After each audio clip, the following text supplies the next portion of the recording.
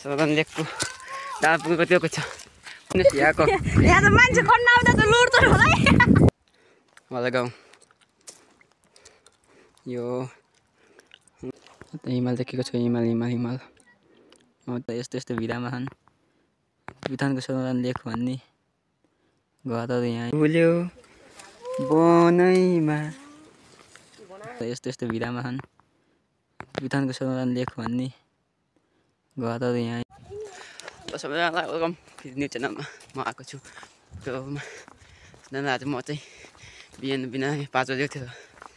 सदन डाँडा भन्छ म जान लागेको छु सबजनाले सदन लेक भन्ने हिमालमा आउँथ्यो एभरेस्ट देखिन्छ हेर्नु पर्यो सबजनाले हुन्छ है र म अलि माथि गरिदिएको छु डाँडा ल हामी डाँडाखोली भन्ने ठाउँमा आइसक्यौँ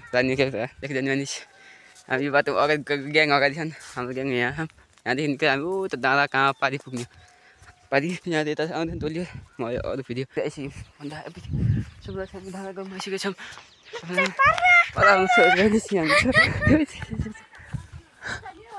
हजुर हामी यहाँ माथि डाँडाखोलीको के अरे बिल्डिङ गरेको डाँडा पनि निक्लिदिएको मैले फाइनल गाइज हामी अब उकालो लागोमा यस्तो कार्यक्रम सञ्चालित उकालो निक्लिनु पर्यो यो थालेमा सबजना यहाँ यो समाधान लेक जाने मान्छेहरू त्यहाँ मलाई भानिस आउँदै हुनुहुन्छ समाधान लेकको भिड कस्तो हुँदैछ भने यो ठाउँ हो जसो जाने बाटो फाइनली हामी यहाँ सबजनाको फेरि म फेरि आएँ हामी के कहाँ त यहाँ हङ्सपुरको होइन जसपुरको बिल्डिङ गर्छ जसपुरको डाँडामा आइसक्यो घर बजार बेपत्ता त्यस कारणले हामी चाहिँ समथिङ एकदिन भातमा खाइकन आउँछन् यहाँ यता आइसकेको छ मलाई भोक लागेन भोक लाग्दा सुकति भइन्छ समथिङमा 5 बजीतिर हिँड्न थाल्यो हामी 5 बजी हिँडेको मान्छे 8 वर्ष मलाई यहाँ कहाँ अहिले यहाँ तपाईँलाई देख्न चाहन्छु मैले कि डाँडो यो डाँडो सबैभन्दा अर्को डाँडो पारी हो उता जाने हामी त समाधान लेक लाल गुराँस टिप्नु भनेर त्यो डाँडो पारीमा लाल गुराँस पाइन्छ त्यहाँ हिमालमा आउँदा एभरेस्ट देखिन्छ नेपालको सबसे अग्लो उच्च पहाड त्यस कारणले यहाँ गोल्सहरू हराएर हेर्न कहाँ गोल्सहरू हराएर यो भन्छन् बद्दादा थियो बद्दादेखि जान सक्दैन पैसा हुने भाडामा सैलमा सत्तर बद्दादा डाँडाको यो यस्तो हामी यहाँ हङ्सपुरका जसपुरको यो मन्दिर हामी हेर्न आइसक्यौँ यो के हो भने श्री राङबाङ सा थोप्लो बा उ समाधान 2 कबले 5 अच्छा ठीक है सदरमुखको डाँडामा गनाको क्यादाम देखेको छ हेलो गाइस सबैजना खाना बोक्न आउनु यस्तो उकालो निक्लेर जानु परेको छ समाधान लेक भन्ने डाँडामा हाम्रो भानिसले भालो टेकेर हिँड्नु भएको छ गाह्रो छ हो गाह्रो छ यस्तो भिडमा हिँड्नु पर्छ हो दोद्रीबाट पैदल यात्रा गर्दै आइरहेका छौँ कस्तो भयो महसुस चाहिँ भन्न सकिन्न तपाईँहरू पनि आउनु होला एकखेर समाधान लेक महसुस गरेर जानु होला कहाँ जाने यात्रा यो भन्नुहोस् उहाँ सरुमारानी लेक जाने यात्रा हो यो बोटको सजिलो छ नि नथिङ त्यतिकै सजिलो पनि छैन एकखेर तपाईँ आएर चेक गर्नुभयो भने त्यही थाहा हुन्छ कस्तो हुन्छ त्यसैलाई त ल ठिकै छ अरे हामी दद्रीबाट पैदल यात्रा गरेर सरुमारानी लेक जान लागेको छ कति बजी हिँड्नु भयो बिहान हामी 5:30 बजीतिर हिँड्न थालेका छौँ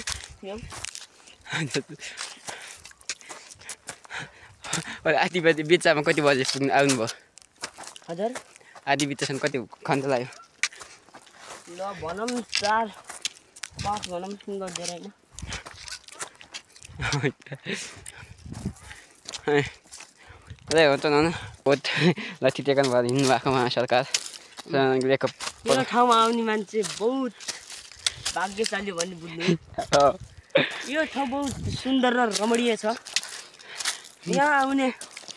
मानिसहरू पैदल यात्रा गरेर अथवा गाडी यात्रा गरेर आउँछन् तर पैदल यात्रा गर्ने मान्छेले बहुत रमाइलो छ गाइज जिन्दगी सरल बनाउनु रमाइलो जिन्दगी सरल मोटर गाडीमा म चाहिँ किन्दैछु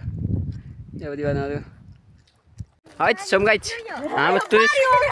हाम्रो यहाँ यो सबैलाई लेकको अवसरमा हाम्रो सबैजना देखो यस्तो खतरा छ देख्नुहोस् यहाँको यहाँ त मान्छे खन्न आउँदा त लुट्छ होला बारी सबसे खतरनाक बारी हो माउन्ट एभरेस्ट सबसे अर्को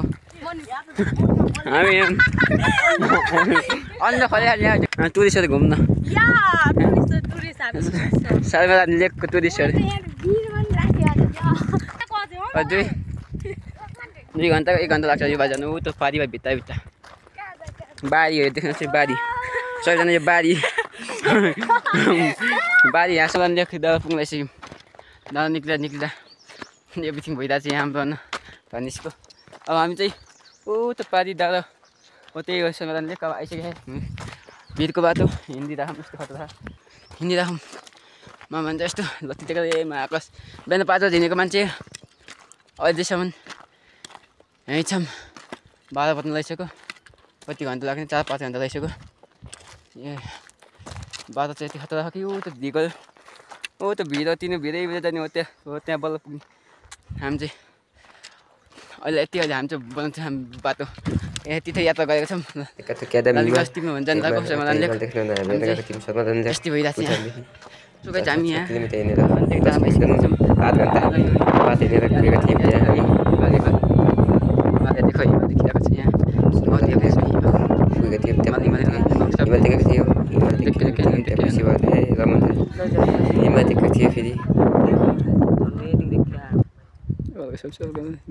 देखेको थिएँ मैले पहिलोचोटि जन्मेदेखि पर्मानेन्ट हिमाल तर मैले आफूले बहुत गर्व मानेको चाहिँ गाइज हिमाल देख्न पाएको मान्नु बरु फोनमा देखिया थियो तर आफैले पैदल यात्रा गरेर आज 5 वर्षपछि 5 वर्षपछि 5 वर्ष नहुन बल्ल देख्छु कि यहाँ जन्मेदेखि 5 घन्टाको यात्रा मान्नु 5 घन्टाको यात्रामा एउटा हिमाल देखिया वहाँ पारी देखाइन्छ हिमाल देखाइन्छ रोक्नु 6 किलोमिटर हिँडेर 10 किलोमिटर 8 घन्टा बाटो हिँडेर पुगेको थियौँ त्यहाँ हामी खासै देख्यो होइन तल देख्यो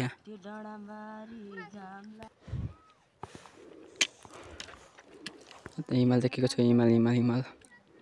माउन्ट एभरेस्ट ल म त समाधान लेकको दादामा आइसकेँ माथि बानिसमा तल भनेपछि हामी यहाँ छौँ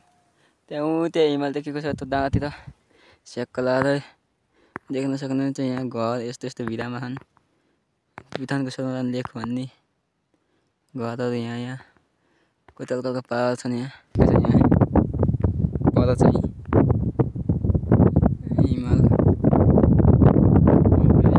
माउन्ट एभरेस्ट सबै छन् हामी समाधान लेकको दादामा आज होलीको दिन लालीबस्ती नाम समाधान लेक भन्ने ठाउँमा आएको सबजना समाधानीको मन्दिर प्रार्थना गर्नुभएको छ सरकारले गुराँस फलेको छ यो बुट्टामा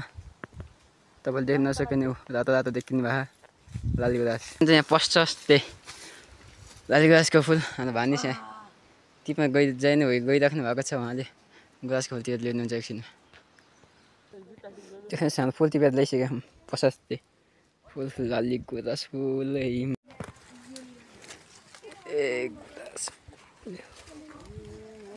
गुराँसै फुल्यो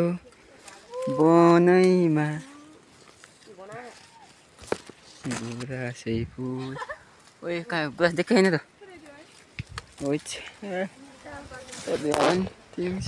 ओए म हल्ल्यायो कि बुट हल्ल्यायो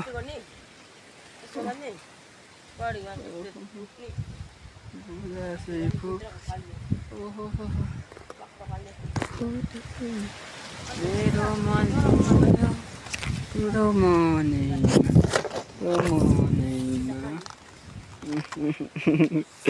गुराँसै फुल गई भयो माउन्ट एभरेस्ट पनि सब हेरेर यहाँदेखि कहाँदेखि भनेपछि अब घर जाँदैछ त्यस्तै कुरा के भन्छ चलानले गर्दा जाँदाखेरि भनेर डाँडा काँडा देखाएको थियो डाँडो उयोमा पैसा आउँदैन हाम्रो यहाँ लगाएर हामी समाधान लेख